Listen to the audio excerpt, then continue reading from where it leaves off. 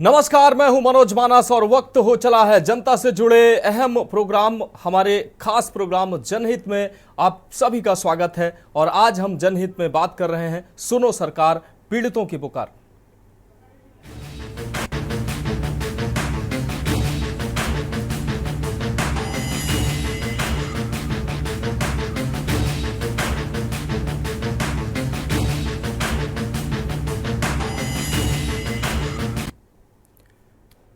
तो सुनो सरकार, पीड़ितों की पुकार। यूपी में सरकारी विभागों में फाइल एक जगह नहीं रुकेगी, धड़ाधड़ आगे बढ़ती जाएगी। इसके बाद लोगों को सरकारी दफ्तरों का चक्कर भी नहीं लगाना पड़ेगा, घर बैठे अटके काम पूरे हो जाएंगे। यूपी की योगी सरकार कुछ ऐसे ही योजना पर कवायद सरकार ने शुरू की है। नए साल से प्रदेश भर में यह व्यवस्था लागू भी हो सकती है, लेकिन मौजूदा समय में सरकारी दफ्तरों में बैठे अधिकारी और जिम्मेदार बाबू गरीब और फरियादियों के लिए नासूर बनते जा रहे हैं। जी हां, के न्यूज के रियलिटी चेक में अधिकारियों की लापरवाही और मक्कारी ही हर तस्वीर में कैद हुई है। सोनभद्र से लेकर झांसी तक और झांसी से लेकर अंबेडकर नगर तक फरियादी अपने काम कराने के लिए सरकारी दफ्तरों की खाक छान रहे हैं, लेकिन उनकी फरियाद सुनने वाला कोई नहीं है। अब सवाल यह है कि आखिर ये जो पीड़ित हैं, इनकी आवाज कौन सुनेगा?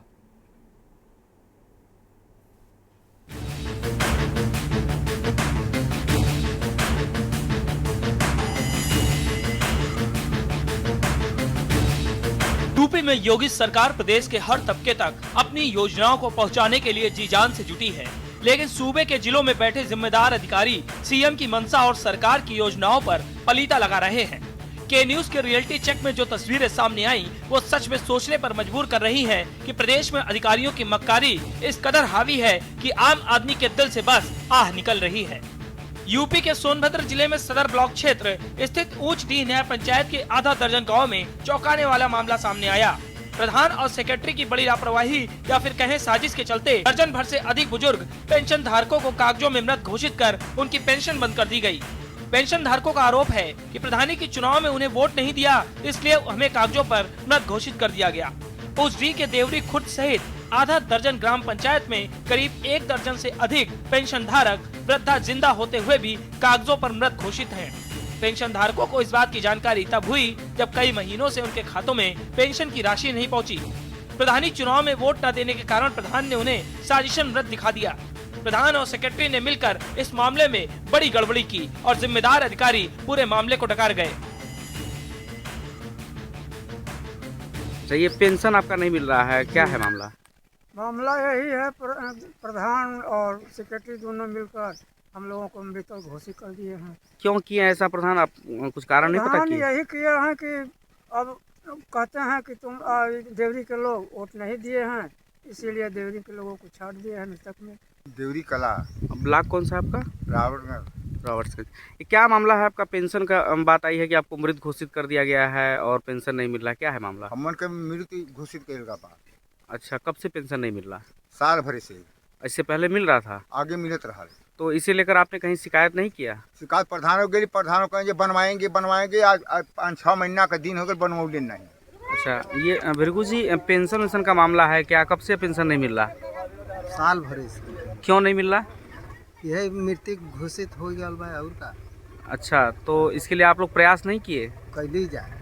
हाँ, तो क्या हुआ साल भर से क्यों नहीं मिला? साहब कहीं पर कैली जाए। हाँ, तो वहाँ बातों न पुलिस बोलो न एक है तवन बलौले। हाँ, तो कहे के इतना आदमी लगन बिगड़े खुद। अच्छा, कि इतना आदमी लेकर काहे बातों न कूदत हवे, अकेले नहीं आवे के। मामला डीएम दरबार तक पहुंचा और इसके बाद समाज कल्याण विभाग को भी निर्देशित किया गया कि मामले की जांच की जाए, अगर कोई इसमें गलत पाया जाता तो उस पर कार्रवाई हो, लेकिन अब तक कुछ नहीं हुआ। वृद्धावस्था पेंशन के संबंध में कुछ लोग ग्रामीण कल हमारे पास आए थे। उन्होंने इस तरीके की शिकायत की है कि वो अभी जीवित हैं लेकिन उनकी पेंशन बंद हो गई है। उसमें समाज कल्याण अधिकारी को जांच के लिए निर्देशित किया गया है और जिन अधिकारियों के रिपोर्ट के आधार पर उनकी पेंशन बंद हुई है उनके संबंध में भी रिपोर्ट मांगी गई है, उनके बारे में कार्रवाई की गई। कितनी संख्या कोई जानकारी मिल पाई है? लगभग 12 के आसपास लोग हैं, 12 लोग हैं। हम मौजूद है इस वक्त सोनभद्र जनपद के सदर विकास खंड स्थित देवरी खुर्द ग्राम पंचायत में। बता दें कि ताजा मामला हैरान करने वाला है, जहां पर ग्रामीणों का आरोप है कि ग्राम प्रधान द्वारा उनका पेंशन इसलिए काट दिया गया क्योंकि उनके द्वारा उनको वोट नहीं दिया गया। सवाल उठता है कि सरकार जहां एक और लगातार एहतियातन तौर पे संबंधित को निर्देश जारी करती है कि किसी भी दशा में उचित लाभार्थियों को ऐसी योजनाओं से वंचित न किया जाए, अधिक से अधिक लाभार्थियों को उन तक लाभ पहुंचाया जाए, लेकिन यहाँ पर अगर देखें तो ग्राम प्रधान और सचिव की लापरवाही का नतीजा रहा कि 1 साल से वो लाभार्थी अब तक अपना पेंशन नहीं पा रहे हैं जो 1 साल पहले से पा रहे थे और वो जीवित है। उन्हें कागजों में उनके द्वारा बताया गया कि मृत घोषित कर दिया गया। दूसरी तस्वीर झांसी की है। समाज कल्याण विभाग झांसी बखूबी काम कर रहा है, लेकिन डाटा फीडिंग में लापरवाही की वजह से बच्चों की स्कॉलरशिप पर संकट छा गया। बच्चे इस बात से परेशान हैं कि अगर छात्रवृत्ति टाइम से नहीं मिली तो उनका साल खराब हो जाएगा। लापरवाही यहीं तक सीमित नहीं, झांसी मुख्य विकास अधिकारी कार्यालय से जुड़े समाज कल्याण विभाग और डूडा ऑफिस का के न्यूज के द्वारा रियलिटी चेक किया गया, जिसमें कई लोग ऐसे मिले जो लोन के लिए परेशान हो रहे हैं। वहीं दूसरी तरफ कुछ लोग ऐसे भी मिले जो पात्र होने के बावजूद अब तक मकान नहीं पा सके।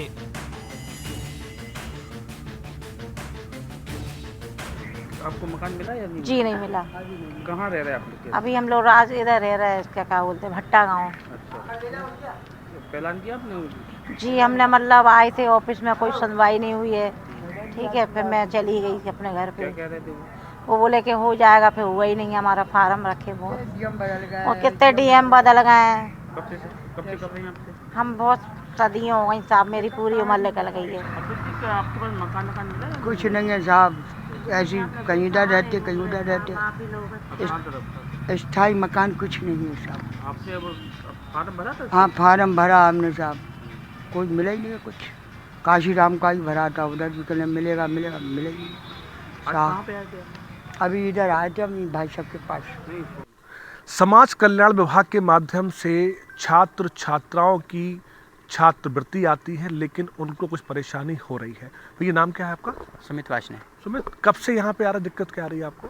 सर वो ऐसा था, दिक्कत तो अभी आने लगी जब बीटेक में हम उस स्कॉलरशिप के लिए अप्लाई कर रहे हैं। सेकंड ईयर में हम तो उसमें गए, जब हम सेकंड ईयर के लिए अप्लाई कर रहे हैं तो हमने बीएससी में फर्स्ट ईयर में स्कॉलरशिप ले चुके थे। जब यहाँ पे अप्लाई कर रहे हैं तो हमारा रजिस्ट्रेशन तो हो गया, लेकिन हमारा पक्का प्रिंट नहीं आ रहा है, कच्चा प्रिंट आ चुका है। तो उसी से रिलेटेड हम उस पुराने जो नंबर है हमारा बीएससी वाला, उसको कट कराने आए, ब्लॉक कराने आए। फिर उसके ब्लॉक होने के बाद हमें फर्स्ट ईयर में मतलब यहाँ पे बीएससी बीटेक में हमें स्कॉलरशिप मिल जाएगी। गुप्ता जी, दिक्कत क्या आ रही है और कब से परेशान हो रहे हैं आप? बार बार चक्कर लगा रहे हैं विभाग के आके। चक्कर तो नहीं लगाया, फर्स्ट टाइम ही आए हैं। ये सर हमने बीए किया था फर्स्ट ईयर में, तो स्कॉलरशिप ले लिया था। तो वहाँ से ड्रॉप आउट करके मैंने फर्स्ट ईयर में बीटेक में एडमिशन लिया। तो सर ने बताया कि एक बार अगर स्कॉलरशिप आप ले लेते हैं तो उस ईयर में तो नहीं मिलेगा आपको सेकंड ईयर में अप्लाई करना पड़ेगा। तो सर हम लोग इस बार सेकंड ईयर में हैं, तो हम लोग अप्लाई किए हैं स्कॉलरशिप का।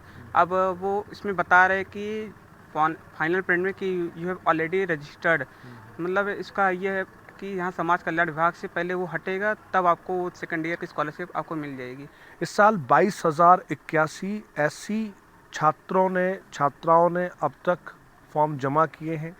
7,897 जनरल फॉर्म यहाँ जमा हुए हैं। 15 जनवरी जनरल की लास्ट डेट है और 31 मार्च एससी की लास्ट डेट है। पूरा का पूरा जो महकमा है वो काम कर रहा है, लेकिन समस्या आखिरकार कैसे आ रही है?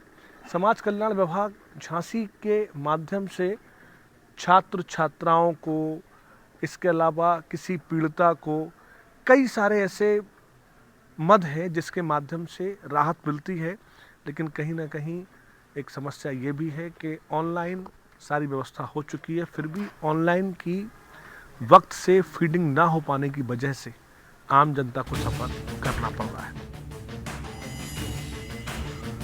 अब आपको अंबेडकर नगर जिले की हकीकत से भी रूबरू करा देते हैं, जहां जिले में 5 तहसीलें हैं।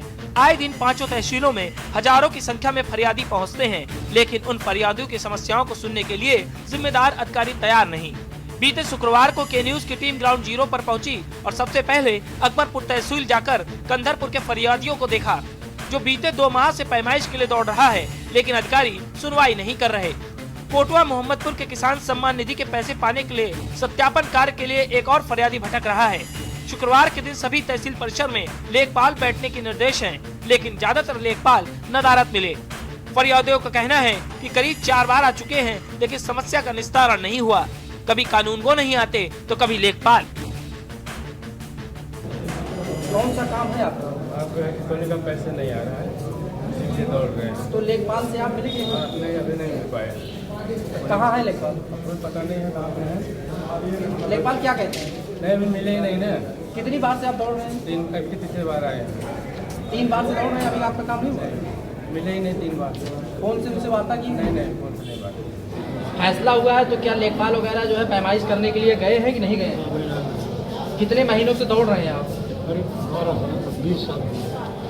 और आदेश होने के बाद से कितने महीनों में हो गया? 5 महीने से कोई पैमाइश नहीं हो रही है। एसडीएम से मिले आप? अच्छा, वकील साहब ने क्या बताया? अच्छा, तो अभी नाप नहीं रहे हैं?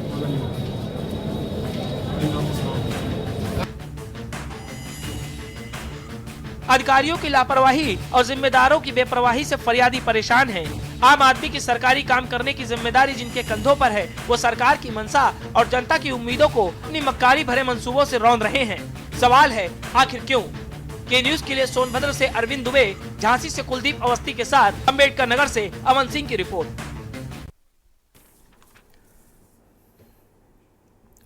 तो जनहित से जुड़े इस खास कार्यक्रम को आज हम लेकर आए हैं, जो सीधे आम जनता इससे परेशान है, और इस चर्चा के माध्यम से हम जानेंगे कि आखिर इन फरियादियों की समस्या कैसे हल होगी। ये जो फरियादी हैं, ये जो पीड़ित हैं, ये समाज कल्याण विभाग के चक्कर लगा रहे हैं, तहसीलों के चक्कर लगा रहे हैं, ब्लॉकों के चक्कर लगा रहे हैं, लेकिन इनकी समस्या सुनने वाला कोई नहीं है। और इसी विषय पर जानकारी देने के लिए, जमीनी हकीकत बताने के लिए हमारे अलग अलग जिलों से संवाददाता हमारे साथ जुड़ चुके हैं।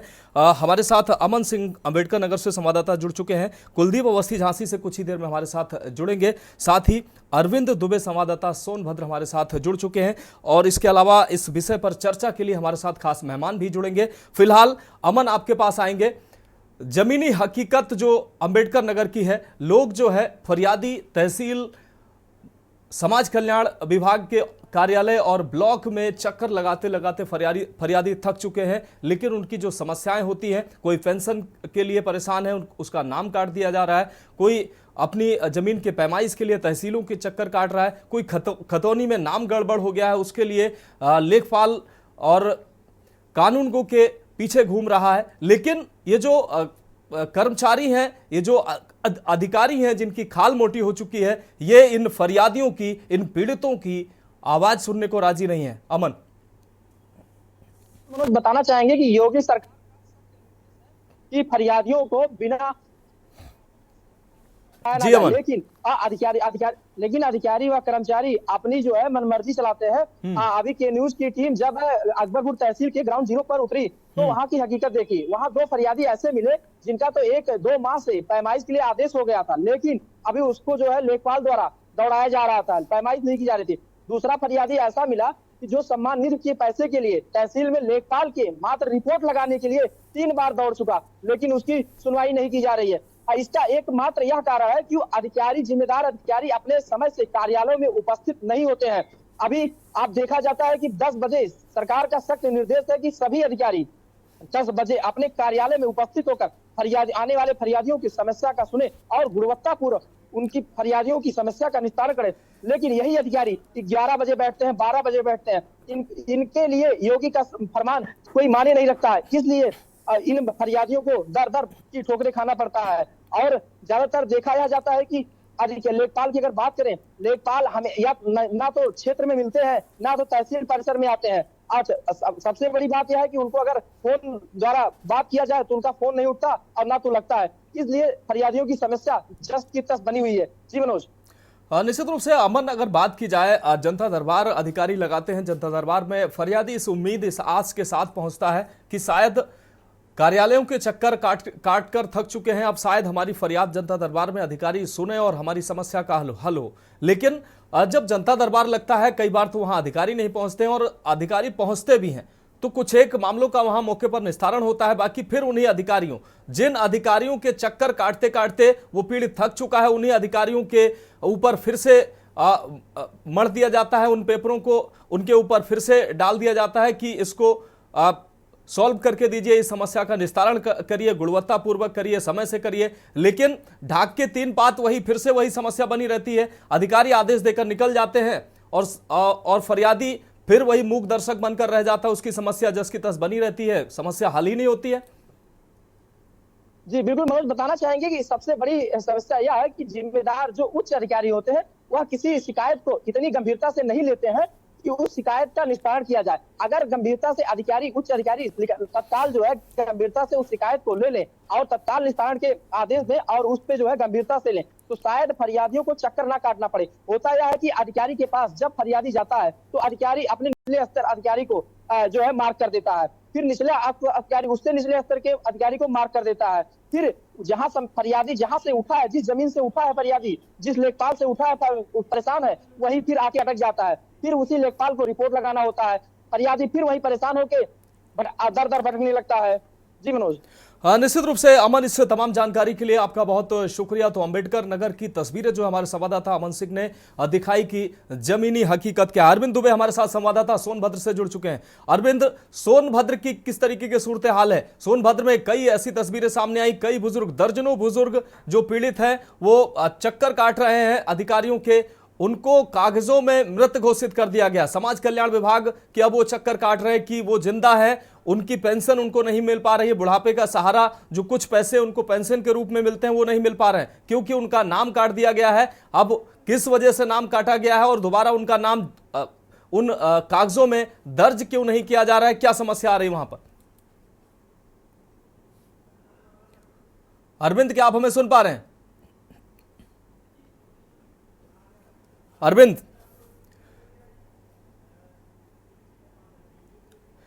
ठीक है अरविंद, आपको रोकेंगे। इस बीच उत्तर प्रदेश पुलिस की प्रेस कॉन्फ्रेंस आ रही है, वो अपने दर्शकों को सुनाते हैं।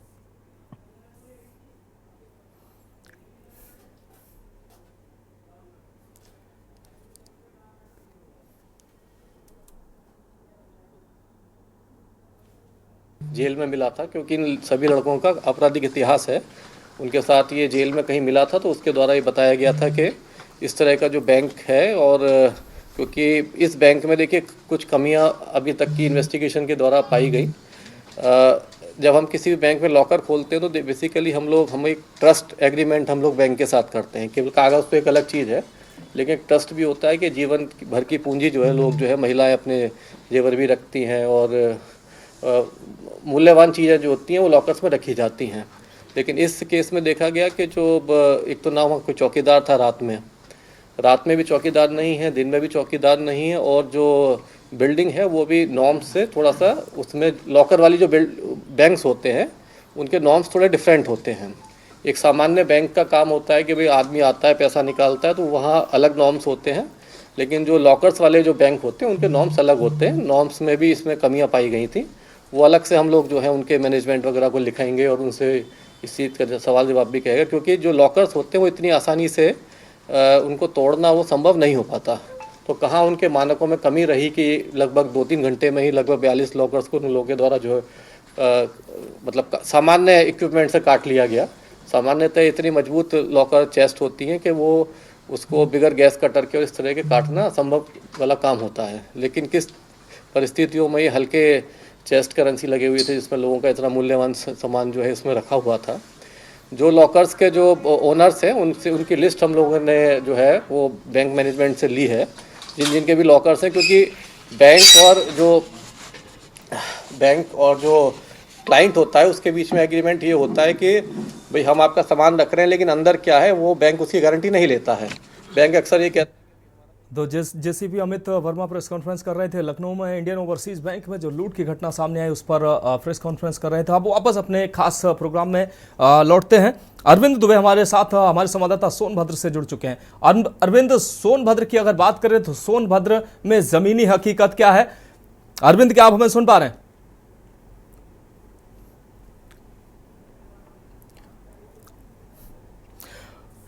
ठीक है, अरविंद आपके पास आते हैं। हमारे साथ कुलदीप अवस्थी संवाददाता झांसी से हमारे साथ जुड़ चुके हैं ज्यादा जानकारी के लिए।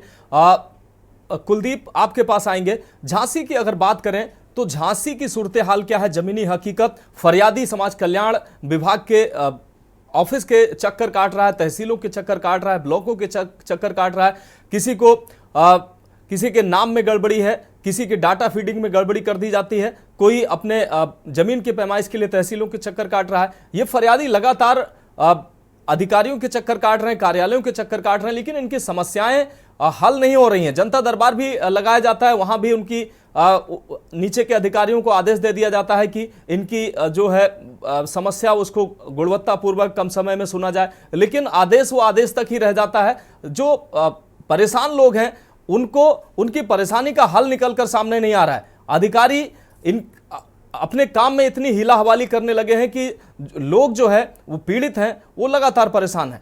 झांसी की क्या सूरत हाल है? बड़ी बात यह है कि जन्म प्रमाण पत्र से लेकर मृत्यु प्रमाण पत्र, हैसियत प्रमाण पत्र, इसके अलावा जितने भी प्रमाण पत्र हैं उन सबको जारी करने का जिनके पास जिम्मा होता है वो बेहद लापरवाही से काम करते हैं। दलालों के बगैर कोई काम संभव नहीं हो पाता है। यदि किसी ठेकेदार को कोई बड़ा ठेका लेना है तो उसको अपने सॉल्वेंसी लगानी पड़ती है। इन सबके पीछे लेखपाल, कानूनगो, तहसीलदार, एसडीएम और ये सारी विंडो होती हैं और इन सारी विंडो में पहुंचने के लिए जनता को बेहद परेशान होना पड़ता है। के न्यूज ने जिस तरीके से ग्राउंड जीरो पर जाकर आम जनता की परेशानियों को जानने का प्रयास किया, उससे स्पष्ट रूप से सामने आया कि लापरवाही चरम पर है और सारे नियम कायदे कानून शरीफ और गरीब आदमी के लिए है। ये सबसे बड़ा पॉइंट मैं बोल रहा हूं आपसे, शरीफ और गरीब आदमी को सारे नियम कायदे कानून का पालन करना पड़ता है और जो बड़े टाइकून टाइप लोग होते हैं उनको दिक्कत का सामना नहीं करना पड़ता। उनके घर बैठे ही सारे कामकाज पूरे हो जाते हैं। तो जिनके पास वाकई में पात्रता है किसी चीज की, वो सामान, वो एनओसी नहीं मिल पाती और दिक्कत का सामना करना पड़ता है। तो जरूरत है कि सबसे पहले तो जो सरकार के अंदर, जो सरकार की तरफ से जो अलग अलग डिपार्टमेंट है, बैरियर्स पॉइंट है, वहां पर कर्मचारियों की बेहद कमी है। एक लेखपाल के पास में 2 से 3 लेखपालों का वो काम संभाल रहा है। उसके पास कहने के लिए पर्याप्त है कि भाई साहब मैं उस क्षेत्र में था, फलानी जगह था, वीआईपी ड्यूटी में था, इस दिक्कत में था। वो कुल मिला के वो व्यक्ति आपको इतने एक्सक्यूज दे देगा कि थक हार के आप उससे पूछोगे कि भाई साहब कितनी सेवा करनी है। फिर वो अपने से जो नीचे वाला जो लड़का है, जो उसके पास में प्राइवेट उसने अपने पास स्टाफ लगा रखा है, उसका नंबर आपको देगा और वो आपसे सेटलमेंट करेगा। जो भी रिक्वायरमेंट होगी 200, 500, 1000, 2000, 5000, वो आपसे उतना पैसा कहेगा। सर देखिए इसको हमको ऐसे कराना पड़ेगा, पहले ऑनलाइन जाएगा डाटा, फिर ऐसा होगा, फिर ऐसा होगा। कुल मिला के वो आपको इतना कन्वेंस कर देगा कि आपको लगेगा कि इसके अंदर 3000, 5000 रुपए देके यदि हमें निश्चित रूप से कुलदीप, जो जमीनी हकीकत है निश्चित रूप से कई सवाल ऐसे अधिकारियों कर्मचारियों पर खड़े हो रहे हैं जो जनता की फरियाद नहीं सुन रहे हैं। इन पर निश्चित रूप से कार्रवाई होनी चाहिए। कुलदीप, इस तमाम जानकारी के लिए आपका बहुत शुक्रिया। और इस खास चर्चा में हमारे साथ तमाम मेहमान भी जुड़ चुके हैं। अविरल मलिक जी बीजेपी प्रवक्ता हमारे साथ जुड़ चुके हैं, रजत मिश्रा सपा प्रवक्ता हमारे साथ जुड़ चुके हैं, डॉक्टर अतुल प्रताप सिंह जी वरिष्ठ पत्रकार हमारे साथ जुड़ चुके हैं, साथ ही मनीष शर्मा जी समाज सेवी हमारे साथ जुड़ चुके हैं। और सभी मेहमानों का चर्चा में स्वागत करते हुए एक छोटे से ब्रेक का वक्त है और ब्रेक के बाद हम लौटते हैं तो इस खास और जनहित से जुड़े मुद्दे पर चर्चा करते हैं।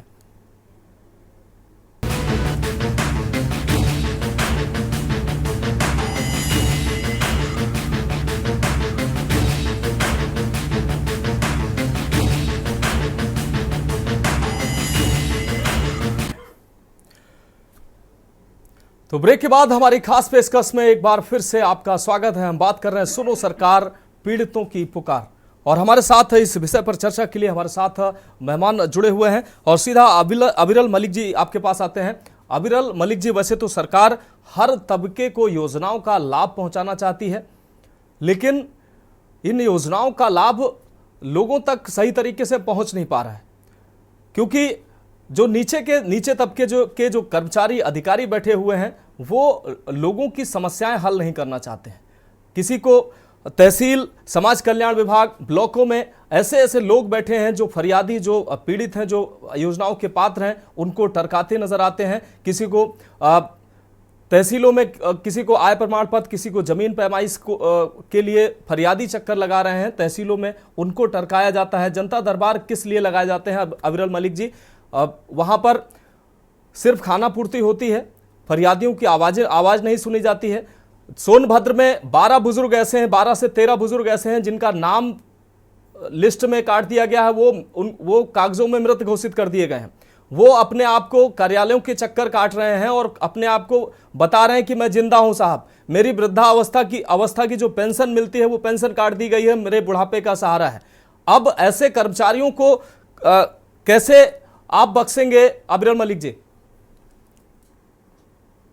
नहीं, देखिए, जहां तक विषय भारतीय जनता पार्टी का, हमारे उत्तर प्रदेश की सरकार का, माननीय मुख्यमंत्री योगी आदित्यनाथ जी का, तो निश्चित रूप से भारतीय जनता पार्टी गरीबों की पार्टी है। हम गरीबों के लिए कार्य करने वाले लोग हैं, वंचितों के लिए कार्य करने वाले लोग हैं।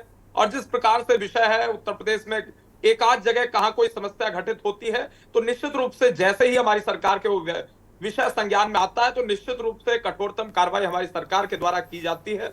और इस मामले में भी जो के न्यूज के द्वारा यह मामला सामने लाया गया है, मनोज जी, आपका हृदय से मैं आभार व्यक्त करना चाहूंगा, आपकी पूरी टीम का, के न्यूज का, इस विषय को उठाया और इस विषय पर डिबेट की। शुक्रिया और सर। जैसे ही ये मुद्दा सामने आता है, जो भी मुद्दा हमारे सामने आता है, निश्चित रूप से उस विषय पर कार्रवाई की जाती है। देखिए अविरल मलिक जी, कई जिलों में के न्यूज ग्राउंड जीरो पर गया है। हालांकि प्रदेश के सभी जिलों में अभी संभव नहीं हो पाया है, लेकिन जितने जिलों में हमारी टीम ग्राउंड जीरो पर गई है, कोई तहसीलों के चक्कर फरियादी काट रहा है, वहां पर उसकी सुनी नहीं जा रही, महीनों से चक्कर काट रहा है, 500, 1000, 2000 रुपया घूस भी दे चुका है अधिकारियों को, लेकिन उसका काम नहीं हो रहा है। सम्मान निधि किसी को नहीं मिल रही है, किसी का आय प्रमाण पत्र, कोई पेंशन के लिए परेशान है, किसी को जाति प्रमाण पत्र, जन्म प्रमाण पत्र के नाम पर तगड़ी घूस ली जा रही है और उनका समय पर काम नहीं किया जा रहा है। इन लोगों का काम भी नहीं हो पा रहा है, तो लोग जो है वो परेशान हैं। ऐसे में सरकार की नकारात्मक छवि इन लोगों के मन में बनेगी अगर ऐसे अधिकारी और कर्मचारी कुर्सियों पर बैठेंगे और उनको प्रोत्साहन मिलेगा। जी, के माध्यम से, के न्यूज के करोड़ों दर्शकों के माध्यम से सरकार की ओर से इस विषय को मैं बिल्कुल स्पष्ट कर देता हूं, 1 रुपया भी अगर घूस मांग रहा है कोई भी अधिकारी, कोई भी कर्मचारी, तो निश्चित रूप से वो मामला अगर हमारे संज्ञान में आता है तो उस अधिकारी, उस कर्मचारी के विरुद्ध कठोरतम कार्रवाई की जाएगी, चाहे वो कितना ही बड़ा अधिकारी क्यों ना हो, किसी डिपार्टमेंट का क्यों ना हो। इस समय कोई फर्क नहीं पड़ता है। उत्तर प्रदेश की सरकार करप्शन के मामले में बिल्कुल स्पष्ट है। कोई भी व्यक्ति अगर भ्रष्टाचार को बढ़ावा देगा तो निश्चित रूप से कठोरतम कार्रवाई की जाएगी। अगर उसके प्रमाण, उसके सबूत सामने लाए जाते हैं, उसके प्रमाण दिए जाते हैं, तो निश्चित रूप से उस अधिकारी को, उस कर्मचारी को किसी प्रकार से नहीं बख्शा जाएगा। वो छोटा हो, बड़ा हो, इस समय फर्क नहीं पड़ता है, किसका करीबी है, किसका जानकार है, उससे हमारी सरकार में कोई फर्क नहीं पड़ता है। ईमानदारी के साथ प्रत्येक व्यक्ति को काम करना होगा। और उसके साथ साथ जहां तक विषय है किसी कर्मचारी का, अगर कोई पर्टिकुलर कर्मचारी इस प्रकार से घूस मांगता है, पैसे लेता है, तो मैं लोगों से भी निवेदन करना चाहूंगा, कोई 1 रुपया किसी को देने की कोई आवश्यकता नहीं है। हमारी सरकार में कोई अधिकारी, कोई कर्मचारी घूस न लेता है, न ले सकता है, और अगर लेता हुआ पाया जाता है तो उसके विरुद्ध कार्रवाई की जाती है और की जाएगी। अगर वो सबूत देते हैं, वो अवगत कराते हैं, तो निश्चित रूप से ऐसे लोगों के विरुद्ध कार्रवाई की जाएगी। हमारी सरकार इसी चीज के लिए जानी जाती है कि हमारी सरकार में कोई भ्रष्टाचार नहीं है। हम गरीबों के लिए कार्य करने वाले लोग हैं, महंगाई को समाप्त करने वाले लोग हैं, भ्रष्टाचार को समाप्त करने वाले लोग हैं। भारतीय जनता पार्टी ने जंग छेड़ी हुई है भ्रष्टाचार के विरुद्ध, वो लोगों को मालूम है। इसीलिए जनता बार बार भारतीय जनता पार्टी को वोट देकर चुनने का कार्य करती है। वोट के माध्यम से वोटर भारतीय जनता पार्टी को बार बार इसीलिए चुनता है क्योंकि हम जनता के साथ खड़े हुए लोग हैं। ठीक है, अविरल जी, मलिक जी, आपकी बात आ गई। हमारे साथ रजत मिश्रा जी जुड़े हुए हैं। रजत मिश्रा जी, अंबेडकर नगर, झांसी, सोनभद्र और कई जिलों की ग्राउंड रिपोर्ट हम लेकर आए। लोग वहां पर फरियादी जो है चक्कर काट रहे हैं, तहसीलों के चक्कर काट रहे हैं, ब्लॉक के चक्कर काट रहे हैं, समाज कल्याण के विभाग के चक्कर काट रहे हैं। कोई पेंशन, कोई आय प्रमाण पत्र के लिए, कोई जाति प्रमाण पत्र के लिए, कोई खतौनी के लिए। और ये संख्या 1, 2, 4, 10 नहीं है, ये सैकड़ों की संख्या में। रजत मिश्रा जी, ये संख्या सैकड़ों में है। और फरियादी जो है आज लेखपाल और कानूनगो को फोन लगाते हैं तो वो कभी अपने आप को क्षेत्र में बताते हैं, जब क्षेत्र में वो ढूंढता हुआ किसान या कोई परेशान व्यक्ति पहुंचता है तो वो बताते हैं हम तहसील में हैं। इसी तरीके से गोल गोल अधिकारियों के, इन कर्मचारियों के और कार्यालयों के चक्कर जो है वो पीड़ित व्यक्ति, जो शोषित व्यक्ति, जो तमाम योजनाओं के पात्र व्यक्ति हैं जिनको जरूरत है, वो ऐसे ही चक्कर लगाते रह जाते हैं। उनमें बहुत लोगों को योजनाओं को इस तरीके से लाभ भी नहीं मिल पाता और उनकी समस्याएं हल नहीं हो पाती। एक जमीन के टुकड़े की पैमाइश के लिए महीनों चक्कर लगा रहे हैं, घूस भी उनसे मांगी जा रही है और काम नहीं हो पा रहा है। कैसे काम चलेगा फिर? बहुत धन्यवाद मानस जी आज की चर्चा में सुधार शामिल करने के लिए। जी सर। देखिए, ग्राउंड रिपोर्ट से आपने रिपोर्ट ले ली जी, सबूत आप जो है जहाँ पे जितने भी पैनल में साथी हैं सबके सामने हैं। अब मैं तो इनको सबूत ही कहूंगा कि मीडिया से बड़ा सबूत तो कुछ हो नहीं सकता है। और जिस तरीके से लोग परेशान है, जनता परेशान है, बुजुर्ग हमारे परेशान है, नौजवान परेशान है, इवन जो है बच्चा जन्म धरती पे लेता है तो आप समझिए कि घूस के साथ बेचारे की जो है सर्टिफिकेट की शुरुआत हो रही है। तो ये बहुत बड़ी जो है विडंबना है। उत्तर प्रदेश हो या हिंदुस्तान हो या किसी भी सरकारी ऑफिस का मामला हो, ये बहुत बड़ा विषय है। जो सरकार जीरो टॉलरेंस की बात करती थी, आज उसके सरकार में भ्रष्टाचार का रेट बढ़ गया है।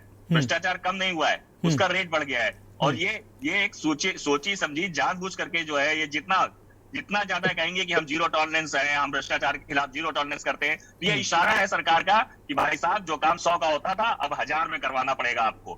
ये सरकार की तरफ से इशारा है अधिकारियों को कि आप लूटिए, लेकिन अब आप काम 100 रुपए में नहीं करेंगे, अब आप 1000 में करेंगे। 1000 वाला काम 5000 में करेंगे, 5000 वाला 50000 में करेंगे।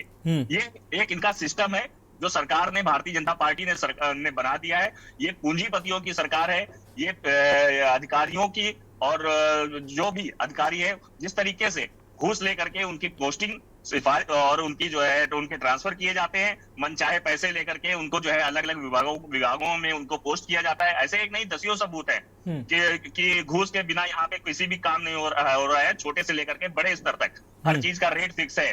अब पहले ही आदमी जाकर के जाएगा, एप्लीकेशन देता है, उसके काम को मना कर दिया जाता है, तो आदमी खुद ब खुद कहता है भैया बता दो भाई क्या रेट है, भाई कितने में करोगे। तो यही सर चल रहा है भारतीय जनता पार्टी में। अभी कानपुर में बिल्कुल ताजा मामला है, यहाँ पे मेयर साहिबा ने, आप मान लीजिए हमारे पिताजी का जो है कोई संपत्ति है, उसको जो है उसके बच्चे के नाम ट्रांसफर होना है, तो उसपे उन्होंने जो है नियम लगाया कि 1% जो है जो उसकी कीमत होगी उसका 1% जो है देना पड़ेगा भाई, जो है उसको ट्रांसफर करने के लिए। अरे किस लिए भाई? हमारे पिताजी का जो है मकान है, हमारे पिताजी की जमीन है, उसको ट्रांसफर करने के लिए 1% क्यों? खैर उसमें जो है उनकी सरकार के ही लोगों ने जो है विरोध किया और शायद वो बिल अभी तक पास नहीं हुआ है। लेकिन इस तरीके से ये मैं बता रहा हूं कि ये इनकी मानसिकता है, ये भारतीय जनता की पार्टी की मानसिकता है। इस तरीके से इन्होंने रेट तय कर रखे हैं और निचले स्तर से लेकर जन्म से लेकर के मृत्यु तक आप जो है, और इसके दौरान बीच में आप जहां जिस विभाग में आपको जरूरत पड़ेगी, बिना रुपया दिए, बिना पैसा दिए भारतीय जनता पार्टी की सरकार में काम नहीं हो रहा है। और जो भी जीरो टॉलरेंस की सरकार है, उसने केवल जो जीरो टॉलरेंस की बात करती है वो रेट बढ़ाने के लिए करती है। जो भी काम होता था वो आज 4 गुने पैसे में 10 गुने पैसे में हो रहा है। ठीक है रजत जी, आपकी बात आ गई। मनीष शर्मा हमारे साथ समाज से भी जुड़े हुए हैं। मनीष जी, हाँ, दिन भर ऐसी खबरें आती हैं, उन खबरों से दो चार होना पड़ता है। कई तस्वीरें ऐसी आती हैं जो मन को एकदम विह्वल कर देती हैं। सोनभद्र से बुजुर्गों की तस्वीरें, वो पेपर अपना लिए हुए फरियाद कर रहे हैं कि मैं साहब जिंदा हूं, मुझे 500-1000 रुपए जो पेंशन मिलती है वो पेंशन मेरे बुढ़ापे का सहारा वो मिल नहीं पा रही है, क्योंकि कागजों में हमें मृत घोषित कर दिया गया है। अगर कागजों में हम वैसे तो जिंदा हैं, लेकिन कागजों में भी अगर हमें जिंदा कर दिया जाएगा तो हमें वो 500-1000 रुपए पेंशन मिल जाएगी। हमारे बुढ़ापे का सहारा जो वो पेंशन है, उससे हमारा जो गुजारा चलता है वो गुजारा चलेगी। क्या ऐसी तस्वीरें देखने के बाद के न्यूज़ ऐसे लोगों की आवाज नहीं बनेगा? और जब ऐसी आवाज हम लेकर आए हैं तो इन बुजुर्गों के साथ न्याय नहीं होना चाहिए? इनकी आवाज को हम सबको इनकी आवाज के साथ अपनी आवाज मिलानी नहीं चाहिए?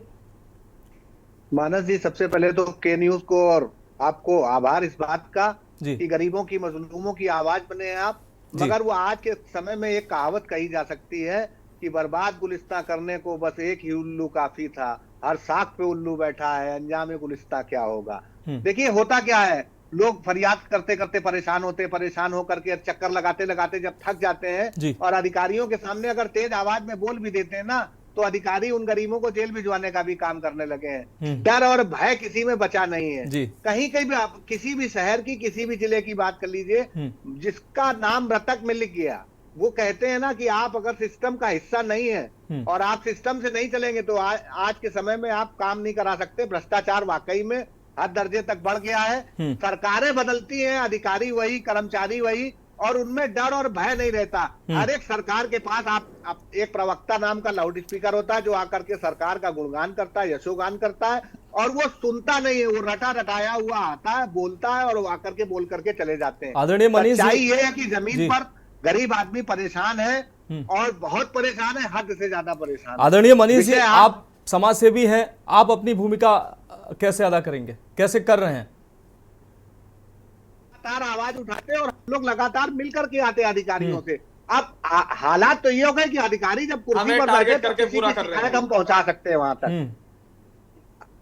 भाई अधिकारी मौके पर मिले, कई मामले ऐसे हैं जब वहां जाओ तो पता लगता है अधिकारी नहीं, जब अधिकारी नहीं है तो कर्मचारी भी मस्त है। हमारा एक कहना है केवल कि सरकार आदित्यनाथ जी का जो जीरो टॉलरेंस है या उनका जो काम करने का तरीका है वो अगर नीचे पूरी तरह से सही तरीके से लागू हो अगर दरअसल तो कहीं ना कहीं बात मनीष शर्मा जी एक बड़ी विडंबना है देश की। हम सवाल तो किसी पर भी उठा लेते हैं, हम भी सवाल लेकर बैठे हैं, लेकिन जिम्मेदारी की जब बात आती है, हमारे आसपास तमाम समाजसेवी संस्थाएं हैं, लेकिन यह भी देखना होगा कि वो समाजसेवी संस्थाएं भी लोगों की कितनी मदद कर रही हैं। वो आपको मनीष जी यहां बिठाने का हमारा एक ही मकसद है, आपके माध्यम से, हमारे माध्यम से, अविरल जी के माध्यम से, रजत जी के माध्यम से किसी भी प्रकार से इन पीड़ितों की आवाज जिम्मेदारों तक पहुंचे और उनको न्याय मिल सके, यह हमारा मकसद है। हमारे हाथ से होता है या आपके हाथ से होता है, आरोप प्रत्यारोप की जगह कैसे इनका काम होगा, और आप जमीन पर भी उतरकर ऐसे लोगों की मदद करते हैं। हर दूसरे तीसरे दिन एक ऐसा मामला आता है जिसमें कभी केवाईसी के नाम पर रोक दी जाती है, कभी विकास भवन जाकर के चक्कर लगाओ।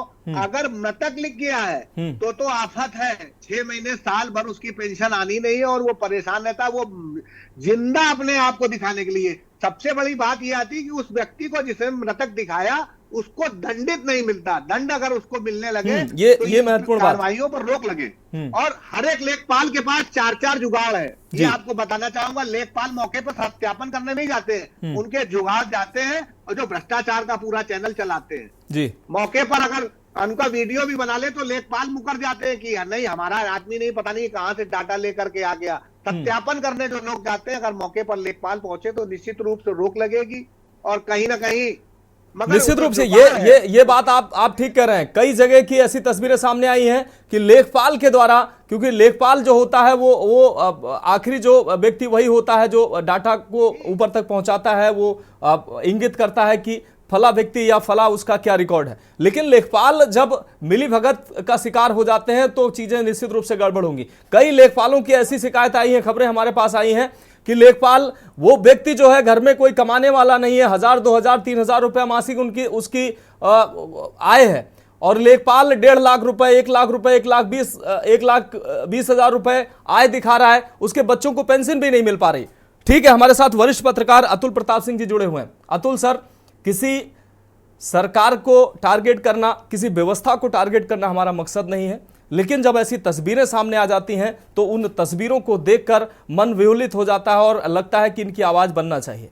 और ऐसी तमाम अलग अलग जिलों से ऐसी तस्वीरें आई, फिर लगा न्यूज को कि इनकी आवाज बनना चाहिए, और एक बार फिर से हम मुद्दा, लोगों की पीड़ा से जुड़ा मुद्दा लेकर आए हैं। तमाम जिलों से ऐसी तस्वीरें आई हैं, लोग तहसील, ब्लॉक और समाज कल्याण के दफ्तरों के चक्कर फरियादी काट रहे हैं, उनकी तमाम समस्याएं हैं। 10, 12, 15 बुजुर्गों की फरियाद, सिर्फ सोनभद्र से एक ही जनपद से 12 से 15 बुजुर्गों की ये शिकायत आई है कि उनको मृत घोषित कर दिया गया। ऐसी पूरे प्रदेश में तमाम जनपदों में ऐसी समस्याएं हैं, और भी तमाम समस्याएं, पैमाइश से जुड़ी, आय, जाति, निवास से तमाम लोग परेशान हैं, लेकिन उनकी समस्या हल नहीं हो रही है। सर, कैसे होगी ये हल?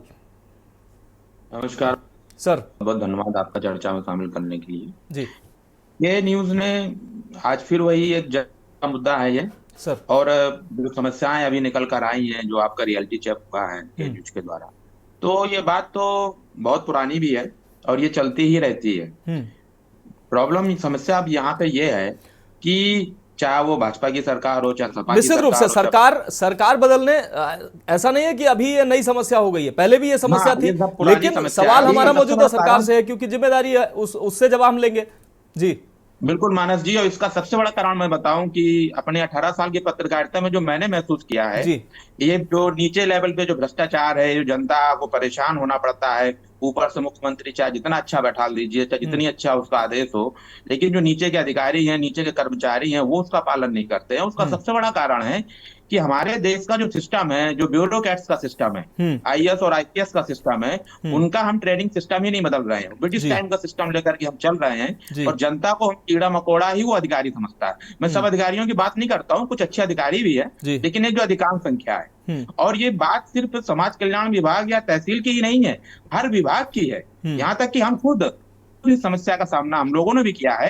और जब पता चला सामने वालों के हम पत्रकार हैं तो फिर अरे भाई साहब हमने पहले क्यों नहीं बताया। तो मतलब ये है कि अगर आम आदमी है तो उसके लिए दूसरा नियम है, हम पत्रकार हैं तो हमारे लिए दूसरा नियम है। तो ये बिल्कुल फैक्ट है और ये चाहे जैसा भी हो इसको खत्म तो नहीं कर सकता कोई। हाँ, इसमें कमी लाई जा सकती है तब जब एक्शन, पिछली बार भी मैंने बोला था जवाबदेही, संवेदनहीनता जो इस समय चल रही है अपने प्रशासन में और जवाबदेही नहीं है। दंड, अभी मनीष जी ने बोला ना, दंड नहीं मिल रहा है। अगर कार पकड़ने में आ रहा है, दंड ऐसा हो जो मिसाल बने। अभी कानपुर में पिछली बार भी वो कन्या विवाह योजना में बहुत सारा गड़बड़ घोटाला पकड़ा गया था, उसमें कार्रवाई भी हुई, लेकिन ऐसी कार्रवाई नहीं जो नजीर बन सके।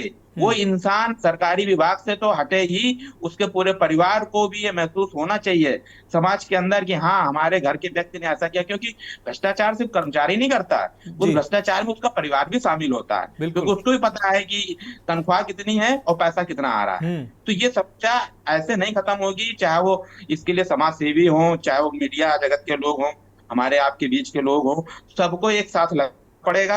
हम लोग तो खैर लगते भी हैं बहुत सारी। आज ही एक मामला आया नगर निगम से प्रमाण पत्र का मेरे सामने, तो जब मैंने बात किया तो उसमें इतना मुझे झंझट बताया गया, मैंने जब आम आदमी बन के बात की, कि मुझे लगा कि यार ये तो ऐसे तो बनेगा ही नहीं। और 1 साल से वो बंदा प्रमाण पत्र के लिए परेशान है, 7-8 हजार रुपए खर्च कर चुका है। अब रही बात जो मलिक जी ने कही, मलिक जी, प्रमाण नहीं प्रस्तुत किया जाता। मैं मानता हूं जब भी पकड़ में आता है हमारे मुख्यमंत्री योगी आदित्यनाथ जी बहुत बड़ा एक्शन भी लेते हैं, लेकिन ये सबको पता है कि हर विभाग में दलाल एक्टिव हैं, हर विभाग के बाहर दलाल एक्टिव हैं। इसके लिए आपको भी, आपके कार्यकर्ताओं को भी, समाज सेवियों को, हम मीडिया वालों को प्रमाण खुद ही हासिल करना पड़ेगा। क्योंकि अगर कोई नागरिक ये प्रमाण प्रस्तुत कर देगा तो निश्चित उसका काम हो सकता है वो काम हो जाए, लेकिन हमेशा के लिए हर विभाग में वो टारगेट हो जाएगा और जब कभी दूसरे काम के लिए जाएगा तो वो जीवन भर के लिए परेशान हो जाएगा। ठीक है, अच्छा, निश्चित रूप से। अबरल मलिक जी, एक बात तो निश्चित है, ये है कि सिस्टम, मुख्यमंत्री ईमानदार हो सकता है, आपका मुख्यमंत्री ईमानदार है, ऊंचे के अधिकारी ईमानदार हैं, लेकिन जमीन पर कई अधिकारी ऐसे आपको मिल जाएंगे, खासकर नीचे के तबके के अधिकारी, जिनसे जो आम जनता जिनसे 2-4 होती है, ब्लॉक ले लीजिए, तहसील ले लीजिए, समाज कल्याण या और भी तमाम ऐसे कार्यालय हैं, ऑफिस हैं, जहां पर तमाम ऐसे लोग बैठे हुए हैं। नज़ीर अगर ऐसी होगी कार्रवाई की, क्योंकि आप इनको क्यों नहीं हटाना चाहते हैं? आप इन पर ऐसी कार्रवाई करिए। बेरोजगार हमारे देश में बहुत सारे घूम रहे हैं, उनको आप रोजगार दीजिए, हटाइए इनको, सेवा से ही हटाइए। कम से कम ऐसा मैसेज जाएगा, नौकरी का डर होगा, परिवार बचाने का डर होगा, तो ऐसे लोग सुधरेंगे। अगर आप कोई चोर सेंध लगाता है, अगले दिन वो सेंध बंद करेंगे, अगली बार वो कहीं और से चोरी करेगा। जब तक उस चोर को दंडित नहीं करेंगे वो तो अपनी आदत से बाज नहीं आएगा। अबरल मलिक जी, नहीं देखिए, जहां तक विषय है भ्रष्ट कर्मचारियों का, भ्रष्ट अधिकारियों का, तो निश्चित रूप से हर विभाग में एक आध व्यक्ति इस प्रकार का हो सकता है। और उसके साथ साथ जहां तक विषय है भ्रष्ट अधिकारियों का, भ्रष्ट कर्मचारियों का, तो ये मुट्ठी भर लोग हैं, सबको कहना बेवजह होगा। नहीं, सबको नहीं कहना, सबको नहीं कहना। जो मुट्ठी भर हैं वही पूरे पानी को गंदा कर रहे हैं। सवाल उन्हीं के लिए, निश्चित रूप से। और जहां तक विषय है, मनीष जी ने भी अभी कहा, अतुल जी ने भी अभी कहा प्रमाण का, तो देखिए जहां तक कार्रवाई का विषय है, कार्रवाई प्रमाण के आधार पर ही होती है, सबूत के आधार पर ही होती है। और सोशल एक्टिविस्ट के नाते मनीष जी यहाँ मौजूद हैं, अगर ये भी कोई प्रमाण प्रस्तुत करते हैं, प्रमाण लाते हैं, तो निश्चित रूप से ऐसे व्यक्ति के विरुद्ध कठोरतम कार्रवाई की जाएगी, सरकार के द्वारा की जाएगी, हमारे द्वारा की जाएगी। और आप सोशल एक्टिविस्ट हैं, आप मुझे अगर भेजते हैं कि किसी भ्रष्ट अधिकारी की इस प्रकार की बात, कोई भ्रष्टाचार को बढ़ावा दे रहा है, तो मैं इस बात को के न्यूज के माध्यम से आपको स्पष्ट रूप से कहता हूं, मैं स्वयं ऐसे अधिकारी के विरुद्ध कठोरतम कार्रवाई करवाऊंगा, सस्पेंड कराऊंगा, यह मैं आपको वचन देता हूं, इसमें कोई समस्या नहीं है। लेकिन जहां तक विषय है प्रमाण का, तो प्रमाण आवश्यक है, हर मामले में प्रमाण होना चाहिए, और एक आध दो लोग इस प्रकार के हर विभाग में हो सकते हैं, और मैं समझता हूं, हमारी सरकार समझती है कि ऐसे लोगों के विरुद्ध कठोरतम कार्रवाई होनी चाहिए और होगी, इसमें कोई दो राय नहीं है, कोई शंका नहीं है। वो तो ठीक है अविरल मलिक जी, लेकिन एक किसी काम की एक समय सीमा होती है। कोई कर्मचारी किसी फरियादी को अगर 10 बार एक ही काम के चक्कर लगवा रहा है तो उस पर भी कार्रवाई होनी चाहिए। क्यों लगवा रहा है भाई? वो फरियादी अपने काम को छोड़ता है, किराया भाड़ा बर्बाद करता है, अपने परिवार जो वो दूसरी जगह कमाई उतने समय में कुछ करके अपने परिवार को चलाएगा, उतने समय में वो कार्यालयों को चक्कर लगा रहा है। ऐसे लोग भी इंगित होने चाहिए, इनके लिए प्रमाण कहां से आएगा? नहीं, बिल्कुल होने चाहिए, और इस प्रकार की भी घटना जहां सामने आएगी उन पे भी कार्रवाई की जाएगी। लोगों को जो परेशान कर रहे हैं, जो डिले कर रहे हैं, प्रोसेस लंबा चौड़ा खींच रहे हैं, और लोगों को, फरियादियों को, शिकायतकर्ताओं को परेशान करने का जो लोग काम कर रहे हैं, जो कर्मचारी कर रहे हैं, उनके विरुद्ध भी विभागीय जांच के आधार पर एक्शन लिया जाता है, और भविष्य में भी लिया जाता रहेगा, इसमें कोई दो राय नहीं है। क्योंकि आज उत्तर प्रदेश में भारतीय जनता पार्टी की सरकार है, योगी आदित्यनाथ जी के नेतृत्व वाली सरकार है, आज समाजवादी पार्टी की सरकार नहीं है, अखिलेश यादव जी आज मुख्यमंत्री नहीं है, क्योंकि अखिलेश जी के दौर में भ्रष्टाचार को बढ़ावा मिला, बल मिला, साथ साथ गुंडे माफियाओं में बढ़ोतरी हुई, अतीक अहमद, मुख्तार अंसारी जैसे महानुभाव इस उत्तर प्रदेश में हुए, वो सबने देखा किस प्रकार से गुंडागर्दी बढ़ी। और पश्चिमी उत्तर प्रदेश से मैं तो आता हूं विशेष रूप से, और रजत जी भी जानते होंगे पश्चिमी उत्तर प्रदेश का और पूरे उत्तर प्रदेश का क्या हाल हुआ करता था, लॉ एंड ऑर्डर का क्या हाल हुआ करता था, 5 बजे के बाद निकलना दोपहर किस प्रकार से लोगों का हुआ करता था, आम आदमियों का हुआ करता था, और जिस प्रकार से मोटरसाइकिलों पे कट्टे लेकर घूमा करते थे लोग, वो भी सबने देखे हैं। इस प्रकार के बदमाशों को भी देखा गया है उत्तर प्रदेश में। ठीक है अविरल मलिक जी। रजत मिश्रा आप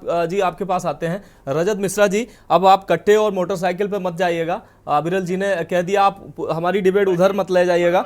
मेरा सवाल ये है कि ये जो व्यवस्था है ये कैसे बदलेगी? फरियादी जो है वो चक्कर लगातार काट रहे हैं, अपनी पीड़ा रख रहे हैं, लेकिन उनकी पीड़ा का अंत कैसे होगा? क्योंकि अविरल मलिक जी ने साफ तौर पर कहा कि जब प्रूफ सामने होता है तो कार्रवाइयां होती हैं, लेकिन तमाम ऐसी चीजें होती है, फरियादी 1 महीने से चक्कर काट रहा है, अब हर घटना, हर उसका प्रूफ संभव नहीं है, लेकिन अगर कोई भ्रष्टाचार में लिप्त पाया गया तो उस पर ऐसी कार्रवाई होनी चाहिए कि 2, 4, 10 इधर उधर के और भी जो हैं उस घटना को देखकर वो कांप जाएंगे कि भाई वहां ऐसा हुआ है, हमको कम से कम ऐसा नहीं करना चाहिए। लेकिन ऐसी नजीर नहीं बनती है, तो अधिकारी भी सोचते हैं ज्यादा से ज्यादा क्या होगा, ज्यादा से ज्यादा क्या होगा, और वही रवैया चलता रहता है। नीचे सफाई कैसी होगी? क्योंकि जनता जो है जिन लोगों से सीधा रूबरू होती है, नीचे के कर्मचारी, वही जब साफ सुथरे नहीं है, वही जब तमाम गंदगी में लिप्त हैं, तो फिर जनता को न्याय कैसे मिलेगा? मनोज जी देखिए, मैं फिर से वही बात कहूंगा कि देखिए सरकार भारतीय जनता पार्टी की है। अविरल जी जिस तरह से बात कर रहे हैं बार बार कि जो है सबूत की, अरे अगर मेरी सरकार होती तो मैं देखिए बिल्कुल मैं इस बात से नहीं मुकरता कि मुझे मालूम ना हो कि भ्रष्टाचार कहाँ पे हो रहा है, किस जगह पे हो रहा है, कार्यालय की क्या स्थिति है, कौन पैसा मांग रहा है, कैसे पैसा मांग रहा है। और अविरल जी भी अगर जाते होंगे किसी कार्यालय में तो इनके सामने लोग पैसा लेते होंगे, इनके जो है साथ के लोग होंगे, इनके घर परिवार के लोग होंगे, उनको भी पैसा देना पड़ता होगा।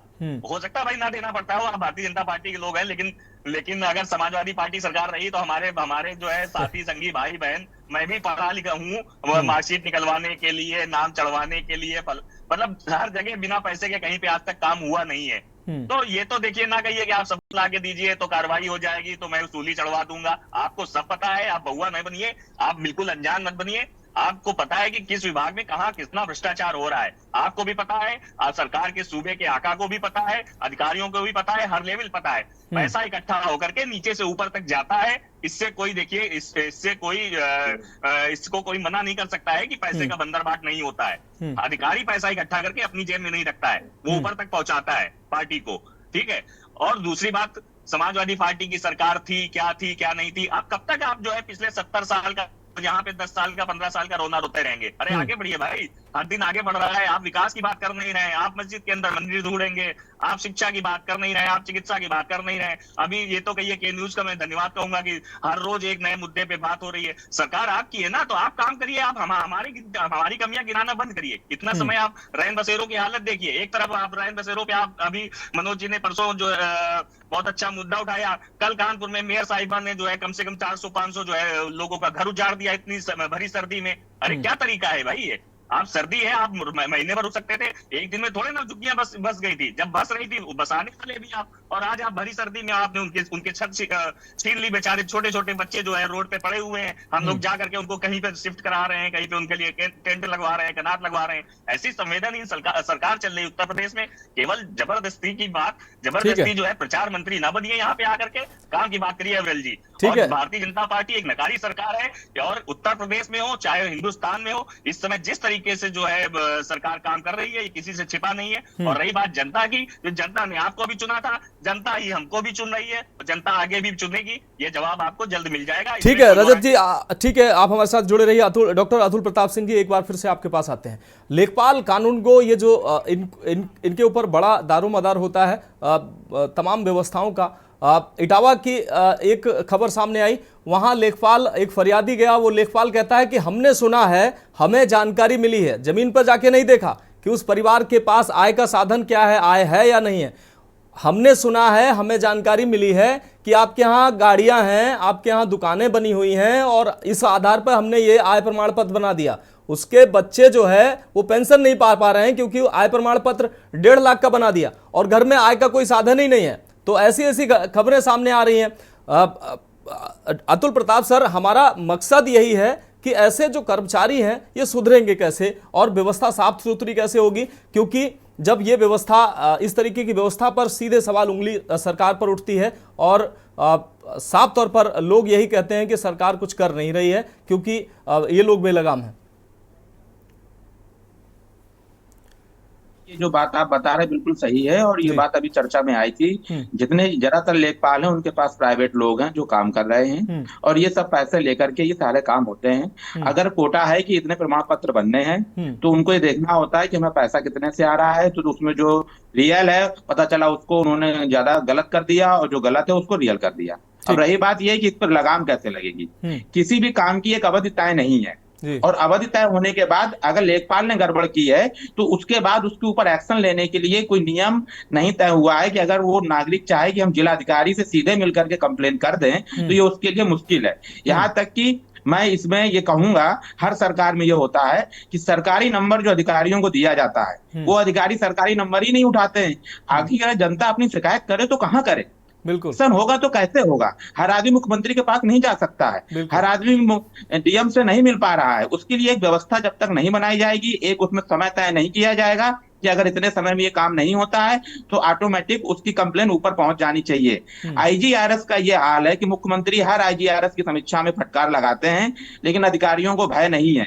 आईजीआरएस में गलत रिपोर्ट्स लग रही हैं, गलत रिपोर्ट लगा दी जाती है, और बाद में रेटिंग गिरती है। बस रेटिंग गिरती दिखा देते हैं, डीएम साहब परेशान हो जाते हैं। एक्शन कोई बड़ा नहीं हो पा रहा है। जब तक बहुत बड़ा एक्शन नहीं लिया जाएगा, नजीर नहीं पेश की जाएगी, एक नया विधान नहीं बनाएंगे जनता के लिए नीचे तबके का, ये जो नीचे तबके के काम है इनकी अवधि तय नहीं की जाएगी हर विभाग में, और उस अवधि में काम नहीं करने पर कठोरतम कार्रवाई के लिए एक मार्ग नहीं बनाया जाएगा सरल और सुचारू रूप से, तब तक ये समस्या खत्म नहीं हो। निश्चित रूप से अतुल सर, बहुत शानदार बात कही है। अबीरुल मलिक जी, हम उम्मीद करते हैं कि आपने डॉक्टर अतुल प्रताप सिंह सर को सुना, और जो इन्होंने कुछ पॉइंट्स गिनाए, निश्चित रूप से इन पर काम होना चाहिए, तभी जमीनी हकीकत में बदलाव हो सकता है, लोगों का माइंडसेट चेंज होगा, लोग सरकार की तारीफ करेंगे, क्योंकि जब उनकी फरियादें सुनी जाएंगी, उनकी समस्याएं हल होगी, तभी आपका नाम होगा और आपकी सरकार का भी नाम होगा, और जनता आपसे जुड़ेगी भी और आपको दिल से दुआ भी देगी। फिलहाल इस खास चर्चा में आप सभी का बहुत शुक्रिया जुड़ने के लिए और अपना कीमती समय देने के लिए। तो हमारे खास पेशकश में फिलहाल अभी के लिए इतना ही, मुझे दीजिए इजाजत, और आप देखते रहिए के न्यूज इंडिया। गोल्डी मसाले लाए हैं फ्रेश लॉक टेक्नोलॉजी, जो रखे मसालों को हर समय फ्रेश। गोल्डी मसाले। इस कार्यक्रम के प्रायोजक हैं महक सिल्वर, मेरा दिल पर।